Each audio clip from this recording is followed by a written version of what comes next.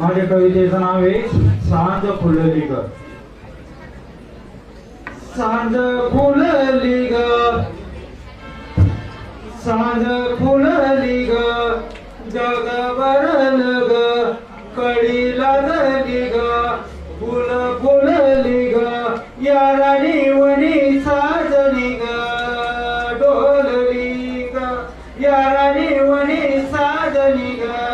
डोलली ग, माझ्या जीवाचं ग